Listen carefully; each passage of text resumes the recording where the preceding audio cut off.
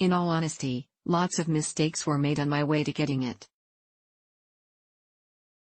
But now I know it's more than just saying the words.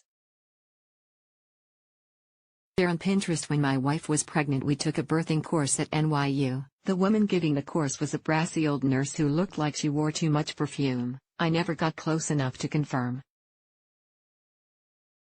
She seemed less like a nurse and more like a needling mother-in-law in a crappy sitcom. She lectured a bit on breastfeeding at one point.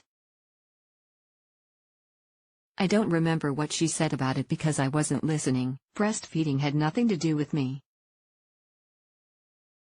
But then she addressed the non-pregnant folks in class, informing us that the dreaded nighttime feedings were not opportunities for us, the support people, to catch up on sleep. This was said scoldingly, as if she'd caught us sleeping through her class and thought we'd sleep away our parenthoods given a chance. No, our job was to sit up with our partners. That's all she said. You sit up with them. None of us raised a hand to ask what we were expected to do while sitting up with him, however. It didn't make much sense to me. Why would I sit up with her? Why should I? I shopped this suggestion around to a few of my dad friends. When your baby was new, and your wife was breastfeeding, did you sit up with her? The general answer was no. The specific answers were more like, hell no.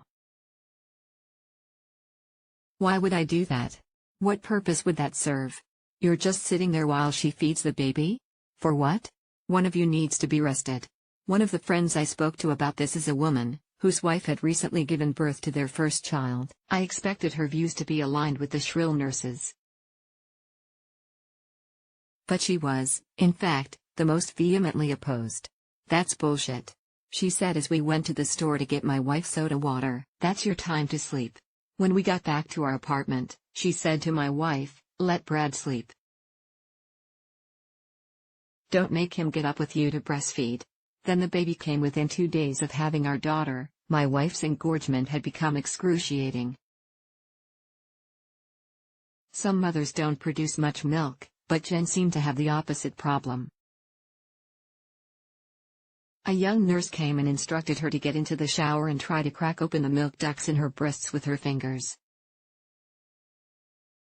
We didn't know at the time that this was not only insanely painful but wrong advice. A lactation consultant finally visited my wife's room and showed her techniques to help her express the milk. Still, my wife was scared. When it was becoming overwhelming for her, during the worst of it, I opened up my fat mouth and asked the consultant, what should I be doing? My wife and the lactation consultant glanced at me. While she's breastfeeding, I mean. Like, do I sit with her, or, do I, yeah, you help her with whatever she needs, the lactation consultant said. When she left the room, my wife suggested maybe I should leave for a bit too. Seated alone in a visitor area with time to reflect on my mistake, I noticed a poster on the wall that said in big letters, "Do you support breastfeeding?" What it really looks like. I didn't know then that even though 4 out of 5 trusted source new mothers start out breastfeeding, less than 25% trusted source of infants are exclusively breastfed after 6 months. I'm sure this is due to many factors, one of which has got to be that it's damn hard. Latching, mastitis, engorgement, supply issues, letdown pain, nipple pain, breast pain, all the pain. I'm surprised more don't quit before they leave the hospital. But, I wasn't thinking about that. I was thinking, of course I support breastfeeding. I'm not one of these guys who won't want their wives breastfeeding in public, who feel grossed out by the whole thing and want zero involvement. Therefore I am one of the good ones. I support breastfeeding. But I wasn't showing support. We stayed in the hospital 3 nights following the birth, the standard stay for new mothers who've had cesarean deliveries. The one parent should be rested mantra played in my mind and I kept prioritizing my own rest. I'd leave my wife in the hospital during the day and go home to nap in perfect, baby-free silence, returning 6 to 8 hours later. My wife's parents are there, friends are visiting, she'll be fine, I thought. Let Brad sleep.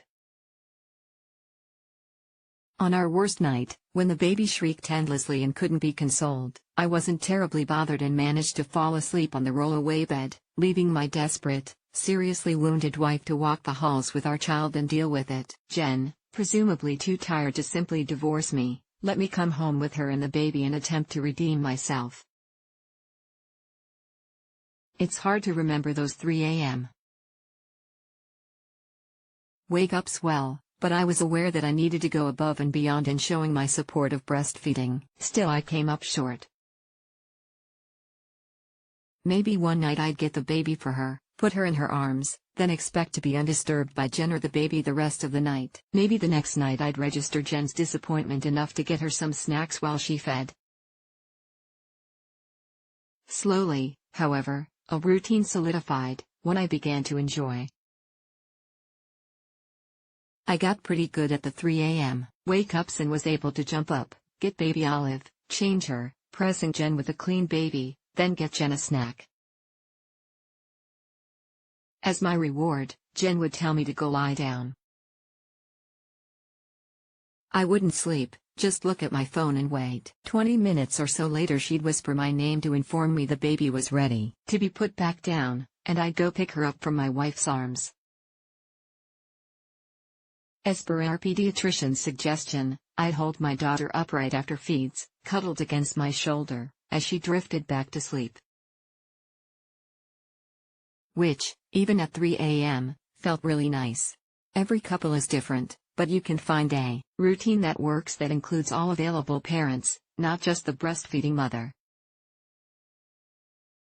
And hopefully you don't dig yourself the kind of hole I made for myself early on. I got so much advice from all kinds of dads, and most of it was either obvious, vague, or bad. Then my friend Taylor nailed it for me: keep mom happy. So simple. Once I just started trying to make my wife happy, parenting became much easier. Breastfeeding is not my business to run. I'm running a separate business, and the only 2 customers are my wife and baby, and I want to keep them satisfied. Being more involved feels good, and empowering. Keep mom happy. At least it's a much better mantra than let Brad sleep. Brad Austin is a writer and comedian who's been published in the New York Times, Vulture, and elsewhere. He recently moved from NYC to Melbourne, Australia, with his wife and daughter, an experience he frequently blogs about on his website, bradaustingcomedy.com.